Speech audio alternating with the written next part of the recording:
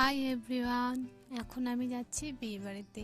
আর দিনের বেলা বিয়ে বাড়ি যাচ্ছি, এটা তো ভাবার বিষয়। তো বিয়ে বাড়ি যাচ্ছি একটা ফ্রেন্ডের, তাই দিনে যাচ্ছি আর একটা ফ্রেন্ডের বাড়িতে। এর নাম স্নেহা। এদের বাড়িতে থাকবো মানে এখানে রেডি হয়ে তারপর বিয়ে বাড়ি যাবো। তো আমি ফার্স্ট টাইম শাড়ি পরলাম কোনো বিয়ে বাড়ি যাওয়ার জন্য। তো আমাকে কেমন লাগতেছে কমেন্ট করে কিন্তু সবাই বললাম। দুজনেই চললাম বিয়ে বাড়ি।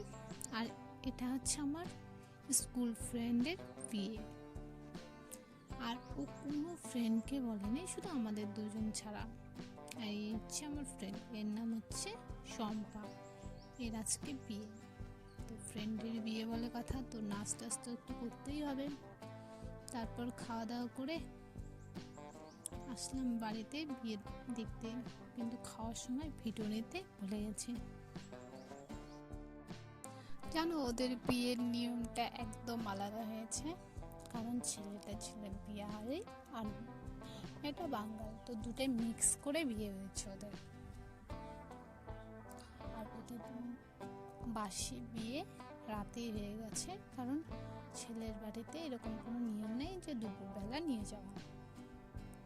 তো ওকে দুবার শাড়ি চেঞ্জ করতে হচ্ছে, মানে ছেলেটাকেও জামা পাজামা আর মেয়েটাকে শাড়ি, আমার ফ্রেন্ডটাকে। দেখতে দেখতেই আমরা বড় হয়ে গেলাম। আমার ফ্রেন্ডের বিয়ে হচ্ছে, তার মানে তো সবাই বড় হয়ে গেছি। আর ওর বিয়েতে ও খুব খুশি ছিল। জানো, মেয়েদের বিয়ের সময় সব থেকে ইমোশনাল যখন ওকে ছেড়ে দেয়, বিদায় দেয়, সব থেকে কষ্টকর।